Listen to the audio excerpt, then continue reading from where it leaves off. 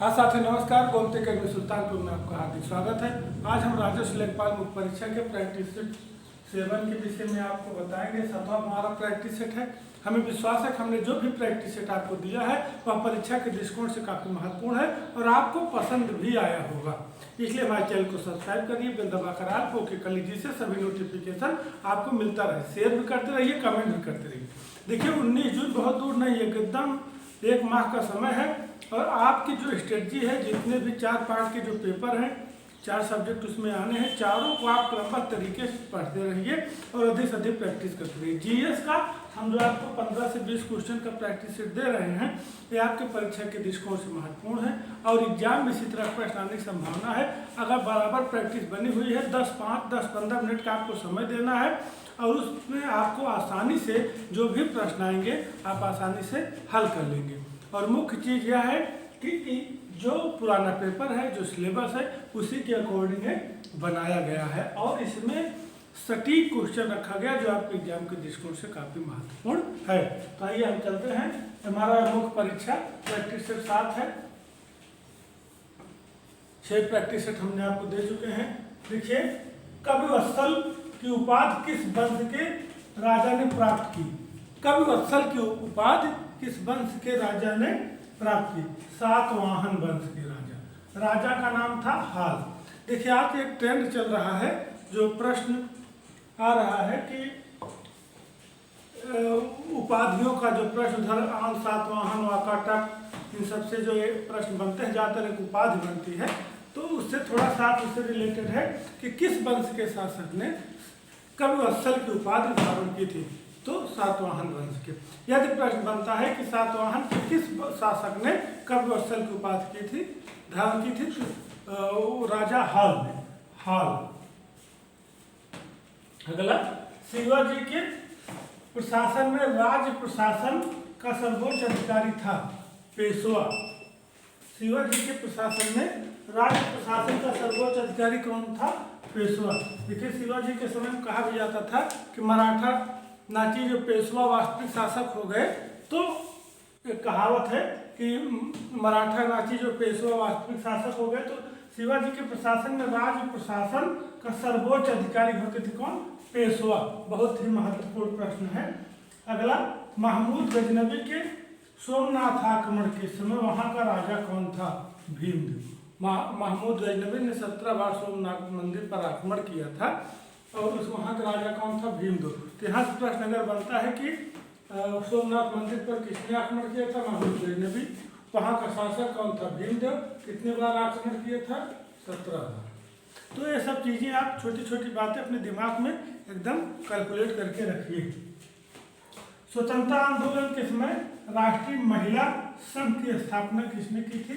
लतिका घोष 1928 में। राष्ट्रीय महिला संघ, देखिए स्वतंत्रता आंदोलन के समय लगभग महिला और सभी वर्गों का अच्छा प्रतिनिधित्व रहा। काफ़ी संस्थानों का स्थापना हुई है और संस्थानों का स्थापना संबंधित प्रश्न भी पूछे जाते हैं। तो राष्ट्रीय महिला संघ की स्थापना किसने की थी? लतिका घोष ने। कब? 1928 में। अगला, कराची अधिवेशन मौलिक अधिकार का ड्राफ्ट किसने तैयार किया था? पंडित नेहरू ने। पंडित नेहरू ने कराची अधिवेशन का ड्राफ्ट किसने तैयार किया था? पंडित जवाहरलाल नेहरू ने। तो कराची अधिवेशन के समय मौलिक अधिकार का ड्राफ्ट किसने तैयार किया था? पंडित जवाहरलाल नेहरू ने। सुप्रीम कोर्ट, हाई कोर्ट के न्यायाधीशों की सेवानिवृत्ति होती है कितना? 65 वर्ष और 62 वर्ष। जो सुप्रीम कोर्ट के और हाई कोर्ट के जो जजेज होते हैं, मतलब सर्वोच्च न्यायालय, उच्च न्यायालय की, इनकी सेवानिवृत्ति मतलब कितने समय में इनका कार्यकाल समाप्त होता है? सुप्रीम कोर्ट के लिए 65 वर्ष और हाई कोर्ट के लिए 62 वर्ष। मतलब सर्वोच्च न्यायालय के लिए 65 वर्ष और उच्च न्यायालय के लिए 62 वर्ष। याद रखिए इसको। 1950 में भारतीय संविधान के भाग सी में कितने राज्य थे? 11। देखिए जब 1950 में भारतीय संविधान बन तैयार, 47 देश आजाद हुआ, 50 में संविधान बन के तैयार हुआ, तो राज्यों की 4 श्रेणियाँ डेवलप की गई थी। हमने संविधान में इसको पढ़ाया भी है कि ए बी सी डी या का खा गा घा। तो ए में कौन सा राज्य है, बी में, सी में, डी में, इस तरह से राज्यों की श्रेणियाँ थी। तो सी में कितने राज्य थे? 11। ये सब छोटी छोटी बातें एकदम याद रखिए, परीक्षा में इसी तरह प्रश्न बनेंगे। डागर बैंक किस सागर में है? उत्तरी सागर में। डागर बैंक कोई बैंक नहीं है, यह एक मत्स्य क्षेत्र है। मत्स्य क्षेत्र है। क्या है? मत्स्य क्षेत्र है। डागर बैंक जो है एक मत्स्य क्षेत्र है। यह कहाँ स्थित है? उत्तरी सागर में। तो कहने का मतलब है कि इस तरह प्रश्न बनने की संभावना है। डागर बैंक किस सागर में? उत्तरी सागर में। ये क्या है? एक मत्स्य क्षेत्र है। गिरकेसर किसकी प्रजाति है? आम की। गिरकेसर अगर पूछता है किस चीज की प्रजाति है तो आम मैंगो की प्रजाति है। प्रवाल विरंजन में महत्वपूर्ण कारक ग्लोबल वार्मिंग। ग्लोबल वार्मिंग वैश्विक तापन या वैश्विक उष्णन। वैश्विक तापन कह लीजिए, चाहे कभी कभी हिंदी में उष्णन भी दे देता है। दोनों की चीजें। इंग्लिश में ग्लोबल वार्मिंग। ग्लोबल वार्मिंग आपको याद रहेगा तो आपको बहुत दिक्कत नहीं होगी। इंग्लिश में ग्लोबल वार्मिंग रहेगा, कभी कभी हिंदी में भी उसे लिख देता है, चाहे हिंदी में वैश्विक उष्णन या वैश्विक तापन कुछ भी रहेगा, कोई दिक्कत नहीं होगी। औद्योगिक कर्मचारियों के लिए उपभोक्ता कीमत सूचकांक।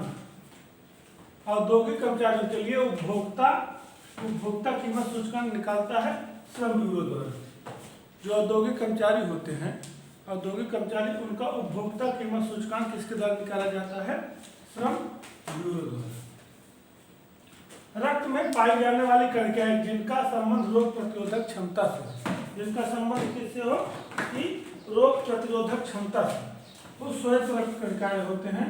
व्हाइट ब्लड का WBC होती है। WBC एक RBC होता है, WBC होता है। तो WBC का संबंध हमारा किससे होता है? रोग प्रतिरोधक क्षमता से। इस तरह प्रश्न काफी पूछे भी गए हैं। अब चाहे 10 प्रश्न पूछे कि रोग प्रतिरोधक क्षमता का संबंध किससे रहता है, या रक्त में जो कणिकाएं हैं उसमें रोग प्रतिरोधक क्षमता किससे होता है? तो श्वेत रक्त कणिकाओं से। देखिए करंट ग्लोबल हंगर इंडेक्स 2021 में भारत की रैंकिंग 101 याद करिए, बहुत अच्छा डाटा है, शुभ डाटा है। ग्लोबल हंगर इंडेक्स में भारत की रैंक कितनी है? 101 की रैंक। किस राज्य सरकार द्वारा श्रमिक मित्र योजना? दिल्ली सरकार द्वारा। श्रमिक मित्र योजना दिल्ली सरकार द्वारा, दिल्ली के मुख्यमंत्री केजरीवाल के द्वारा दिल्ली श्रमिक मित्र योजना दिल्ली सरकार द्वारा लागू की गई है। किस देश द्वारा हाल में भारतीय व्यापार यात्रियों के लिए वीजा मुक्त प्रवेश दिया है? मालदीव वीजा मुक्त। कोई भी भारतीय है वह वीजा मुक्त रूप से जा सकता है, मतलब बिना वीजे के जा सकता है। तो प्रश्न किस देश द्वारा हाल में भारतीय व्यापार यात्रियों के लिए वीजा मुक्त प्रवेश शुरू किया? मालदीव में। जो व्यापारी यात्री हैं अपना बिजनेस पर्पज से जाना चाहते हैं तो बिना वीजा के जा सकते हैं। आगे शांति निःशस्त्रीकरण एवं विकास हेतु इंदिरा गांधी पुरस्कार 2021 एक संस्था प्रथम। इम्पोर्टेंट है, काफी बार पूछा भी गया है कि शांति निःशस्त्रीकरण और विकास है। शांति मतलब पीस, निःशस्त्रीकरण मतलब हथियारों का प्रयोग न, निःशस्त्रीकरण, और विकास है। इंदिरा गांधी पुरस्कार 2021 किसको दिया गया? एक संस्था है प्रथम को, व्यक्ति को नहीं मिला, एक संस्था प्रथम है। यह जो शैक्षणिक रूप से कमजोर बच्चे हैं उनको उच्च गुणवत्तापूर्ण शिक्षा उपलब्ध कराता है। आप समझ गए हैं कि एक संस्था प्रथम है। अगर एक पूर्णतः प्रथम संस्था का संबंध किससे है, या इस तरह प्रश्न बन जाए कि गांधी शांति निःशस्त्रीकरण पुरस्कार प्राप्त संस्था प्रथम किसका संबंध किससे है, तो शैक्षणिक रूप से कमजोर बच्चों को उच्च गुणवत्ता से शिक्षा प्राप्त कराना। तो ये रहा हमारा प्रैक्टिस के साथ। इसमें 16 क्वेश्चन है, लगभग 20 क्वेश्चन आप कवर करेंगे। ये परीक्षा के दृष्टिकोण से काफी महत्वपूर्ण है। आप लगे रहिए, हम आपको प्रैक्टिस देते रहेंगे। जय हिंद, जय भारत।